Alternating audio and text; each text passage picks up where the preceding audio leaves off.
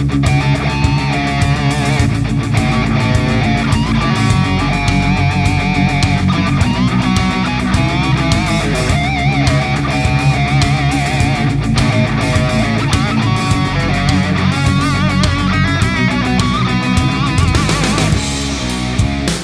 sci-fi fans. This is Sci-Fi Ireland. My name is Johnny, and these are some of my thoughts on Episode 8, The Last Jedi.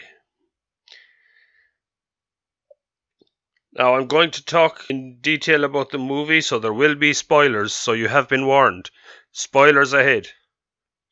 If you haven't seen the movie, I suggest you go and watch it and come back and listen to this afterwards. But it's been out for 4 or 5 days at this stage. Why haven't you seen it? Go watch it. Anyway, on with the show. Now let's start with Leia.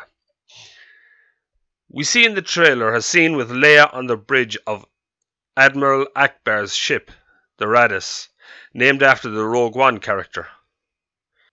Kylo locks his targeting scanners on the bridge, and when he feels his mother on board, he hesitates. When he killed his father on Starkiller Base, it left him feeling weakened, and now he is bearing down on his mother's position. Will he fire? From the moment I saw the trailer, I thought, no, he won't fire. And the scene where he extends his hand to Rey in the trailer, I thought that was a misdirect. I thought instead that he would land his TIE silencer and go save his mother. And so when you see him extend his hand, he's actually extending his hand to his mother, Leia. I was wrong. I was way wrong. The stormtroopers had no hesitation, and they destroyed the bridge, casting Leia and Akbar and others into the cold vacuum of space. When I was watching the scene in the cinema, I thought, this is how they're going to deal with what is a tragic death of actress Carrie Fisher, who we all know and love as Princess, well, now General Leia Organa Solo. Yet again, I was wrong. Unlike Akbar, Leia survives the explosion and the cold vacuum of space. And here's how I think she did it. When she sensed her son, she knew that time was short, and so she surrounded herself in a force bubble or force shield. Then when the explosion happened and she sucked out into space, this force shield protected her. You then see her put out her hand and force pull herself back to the ship. And there's a lot of people criticizing that scene for some reason. They say she looks like a witch flying through the air with her hand out. I mean, what did they want her to do? A Superman pose with the two hands in front of her, flying horizontally through the air? Really? Come on, people. There's no gravity in space. So any bit of movement at all, and the inertia will continue to carry you in space. So the slightest force pull against the ship would set her in motion towards the ship. So it's not such a big deal, especially when you think her brother is Jedi Master Luke Skywalker, the man who George Lucas said would be the greatest Jedi that ever lived. Now I know George isn't running the show anymore, but there you go. So while Leia is recovering, Vice Admiral Holdo, played by Laura Dern, takes command of the ragtag fleet being pursued by the First Order. Now I wish Rian Johnson had read Star Wars canon novel Leia, Princess of Alderaan, where we were introduced to Leia's friend Amilyn Holdo, because the person we got in The Last Jedi was not the same person we saw in the book. Yes, she's older, and probably wiser, but there was nothing of the youthful, bubbly Amilyn who spoke in metaphors. It just wasn't the same person, and the movie is all the poorer for it. I'm not saying she should be bubbly and jovial with the First Order breathing down her neck, ready to destroy the entire fleet, but give us a hint of who the person is. Or better still, take her out of the movie and give Admiral Akbar the hero's death he deserves. Because let's face it, that scene where Holdo light speeds into Snoke's ship, the Supremacy, cutting it in two and taking out a number of Star Destroyers in the process, was probably the best scene in the entire movie. While we're on the subject of Snoke and his ship, a lot of folks were worried that this movie would be a remake of Episode 5, The Empire Strikes Back, and thankfully that didn't happen for the most part, except for the attack on the base on the planet Crate, which was a lot like the Battle of Hoth. Even having Vader's grandson enter the abandoned base just as Vader did in Episode 5. But what I noticed was a lot of Episode 6, Return of the Jedi. Just as Luke went to redeem Vader, our new heroine has to go to Kylo Ren because she feels the conflict within him and believes she can turn him. She is handcuffed and brought before Supreme Leader Snoke, just as Vader brings Luke before the Emperor. At which point the cuffs fall off and Snoke starts to monologue, just as the Emperor did to Luke. Rey pulls the lightsaber away from Snoke in a vain attempt to strike him down, just as Luke did. There's a lot of theories as to what the machine in the throne room did. I even heard one theory that said Snoke was regenerating and was using the machine to strip the Force from Force-sensitive beings and using that energy to restore his body to a healthy state. It was a lot more mundane than that. Snoke is old. Old people have trouble with their eyesight. Old people use magnifying glasses to be able to see things. This was Snoke's magnifying glass through which he could look out the window. And just as the Emperor had Luke look out the window where he could see the rebel fleet under attack, so Snoke had Rey look through the oculus to see the transports heading for Crate being destroyed. And what happens next? The new Vader killed the new Emperor. BB-8 is seen saving Finn and Rose by taking control of a walker, just like Chewie saved Han and Leia by taking control of a walker on the forest moon of Endor. I mean, it's a carbon copy almost. Except Snoke didn't send his Praetorian Guard away as Palpatine did, so Kylo and Rey team up to destroy them.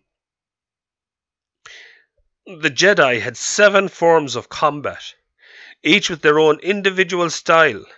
But as I watched Kylo fight, it seemed that he was using brute force and viciousness to win the fight, rather than skill and ability, which leads me to think Snoke probably wasn't a lightsaber user, so he couldn't teach Kylo the proper lightsaber forms.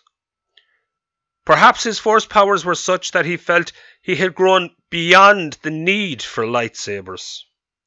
Remember, Palpatine once said, "The Sith grew past the use of lightsabers, but we continue to use them if only to humiliate the Jedi." Snoke is not a Sith, and while devoted to the dark side, he does not seem to have the same hatred of the Jedi in as much as he does lightsiders in general. My guess is we'll get a Snoke book at some stage to answer our questions about him. Our new Supreme Leader, Kylo Ren, also bothered me. In The Force Awakens, he told his father, Han Solo, "Your son is gone. He was weak and foolish like his father, so I destroyed him."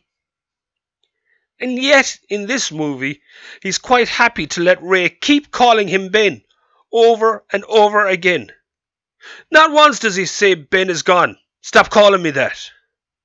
I just thought that was a bit weird. It didn't seem to fit the character.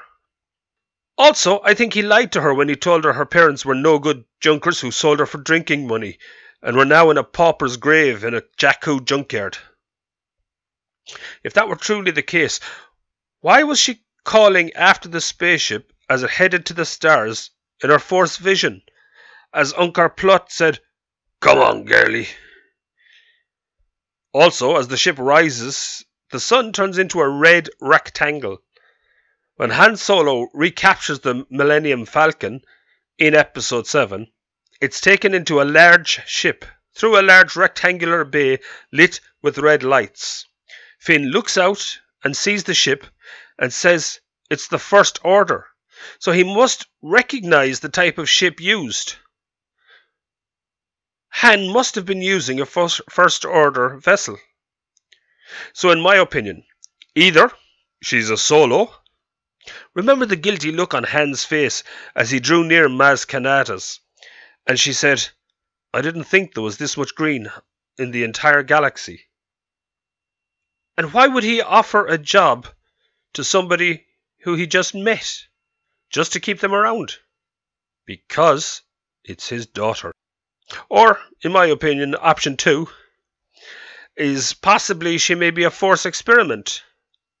Palpatine had a so-called observatory on Jakku.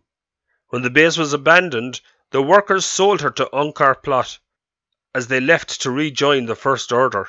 Hence the craft heading towards that red rectangle in the sky. Either way, I reckon Kylo lied. Well, why, you might ask? Why would he lie to her?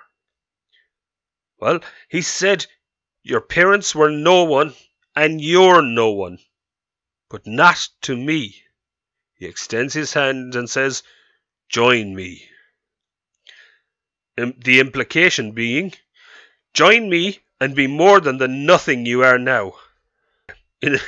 Enough theories. Back to the movie at hand. Kylo is referred to by Snoke in Episode 7 as Master of the Knights of Ren. These would obviously be the handful of Jedi that Luke said left the Academy with him. Since Kylo's lightsaber resembles a medieval broadsword in design, and his followers are referred to as knights, will he use them as generals leading his army? Will they form a council and sit around a round table? Or will they become Kylo's new Praetorian Guard? I look forward to finding out in Episode 9 in 2 years' time. What can I say about Hux? He shouts a lot. He hates Kylo. He views the First Order as his army. I think he's going to team up with Phasma to kill Kylo in Episode 9. Now you say Phasma was beaten, she's dead. Well, no. While underused, she was in a fight with Finn, and she beat Finn without much trouble, as she should have, after reading the novel and learning what her character is like. He gets in a lucky shot when she's not paying attention, and breaks her helmet. Very reminiscent of the damage done to Darth Vader's helmet when he fought Ahsoka in Rebels. We then see the floor give way from under Phasma and she falls down to the flames of an explosion. So I think she'll survive the fall, and together, her and Hux will try and kill Kylo. We also have the slowest movie chase of all time, as the First Order follow the rebels, waiting for them to run out of fuel. They could track the resistance through hyperspace, but they can't track the transports leaving the Radius to go to Crate. Worst radar ever. I mean, we saw the bridge of the ship that Hux was on. It's full of windows. Look out the window. Worst radar ever. And now we get to the worst part. I loved seeing Luke as a Jedi in Episode 6, Return of the Jedi. I did not love what they did with him in Episode 8. This man, whose optimism and whose faith in his father turned Darth Vader himself back to the light. When he senses the darkness in his nephew, Does he sit him down and talk to him on the dangers of the dark side? Does he tell him all the horrible things his grandfather had done, and how happy his grandfather had been to be redeemed, to be back in the light? Did he contact his sister Leia and express his concerns about her son? Or call his best friend Han to inform him? No. He sneaks into his bedroom to murder him in his sleep. Obi-Wan Kenobi refused to kill Darth Vader on Mustafar after he cut off his limbs, because a Jedi does not kill a defenseless opponent. He picked up Darth Vader's lightsaber and he walked away. He left Anakin's fate to the Force. He could not kill a defenseless opponent. Think also of when Anakin killed Count Dooku. Dooku was beaten. He was on his knees. He'd had his hands cut off. And Anakin killed him. What did he say after that? He said, "I shouldn't have done that. It's not the Jedi way." But Jedi Master Luke Skywalker can slay his nephew as he sleeps. This is not Luke Skywalker. This is not the Jedi way. So, Ben brings the house down on Luke and escapes with a handful of Luke's Jedis after killing the rest of them. On a side note, I've always been a fan of Mara Jade. In Legends, Jason Solo, Han and Leia's son, becomes a Sith called Darth Caedus. And he killed Mara Jade, Luke's wife, and is later killed himself by his twin sister Jaina. This goes back to my Rey Solo theory. I know she isn't his twin, but the Lucasfilm story group have been cherry-picking from Legends, and so she could still be his sister and kill him. Why do I mention Mara Jade? Well, as I said, I've always liked her, ever since the original Thrawn trilogy. Luke Skywalker goes back to Dagobah and has a second Force vision in that cave where he first defeated the vision of Darth Vader. But this time, instead of seeing a possible future, he sees a possible past. Mara Jade had been sent to Jabba the Hutt's palace to infiltrate the Hutt's organization by Palpatine. She had begged Jabba the Hutt to let her be on that sail barge, but he would not let her. She was undercover as a singer, and he would not let her on the barge. Now, had she been on that barge, the vision showed that as R2-D2 shot Luke's lightsaber into the air, and Luke stretched out his hand to force pull it out of the air, that he would have failed, because Mara Jade would have outstretched her hand, and she would have force pulled that lightsaber into her own hand and away from Luke Skywalker. She was more powerful than Luke at that time, apparently. And Luke was cut down by a barrage of blaster bolts. Can you imagine that scene? How awesome is that? So ever since I read that, I've been a fan of Mara Jade. And I was delighted when she came to the light side and trained as a Jedi and went on to become Luke Skywalker's wife.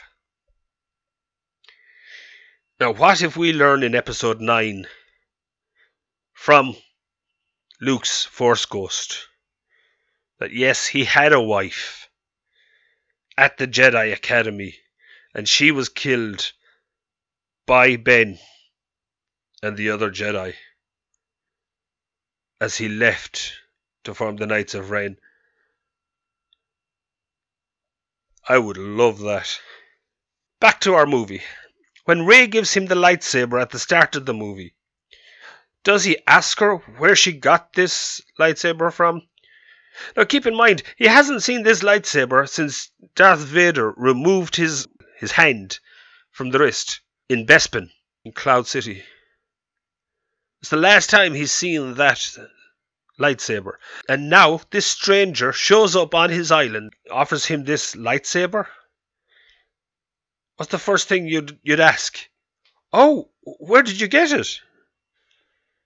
No. Wasn't there a hand with this? No. He chucks it over his shoulder and walks away to let the porgs kill each other by dancing on it. And what about that scene where he goes on the rocks and milks that big seal cow thing and drinks the green milk while throwing Rey a look that says, "Oh yeah, that just happened," as he dribbled green milk down his beard. Ugh, gross. There's a lot to complain about in this movie. But believe it or not, I didn't hate it. There were some nice moments, like Rose saying, "That's how we'll win. Not by killing what we hate, but by saving what we love."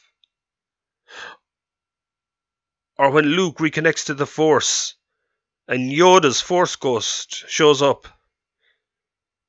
And he says, "Young Skywalker, missed you, have I?" That really tugs at your heartstrings.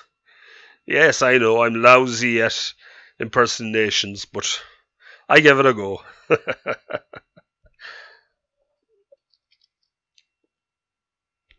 And what about the Force-sensitive stable boy who pulls the broom into his hand with the Force? Will he grow up to be a Jedi? Luke's journey in Episode 4 started with him looking up at binary stars, the twin sons of Tatooine, and ended with him watching binary stars set on Act 2. I mentioned Yoda and the Force Ghost, and this is the first time we see a Force Ghost interacting with the physical world, as he conjures up lightning to set the Force tree on fire. Does that mean now that Luke can come back as a Force Ghost, appear to Kylo, and strike him with lightning and fry him? If not, why not? As I'm at it, Leia should not be seen as a Force Ghost. Canon has stated that special training is needed to manifest yourself after death. Qui-Gon Jinn was the first to learn it. He passed it on to Yoda. Yoda passed it on to Obi-Wan. Obi-Wan to Luke. Presumably Luke was practicing this in the 30 years between Episode 6 and Episode 7. Leia, however, was too busy with the rebellion and the resistance and her political career to have time to do such intense training.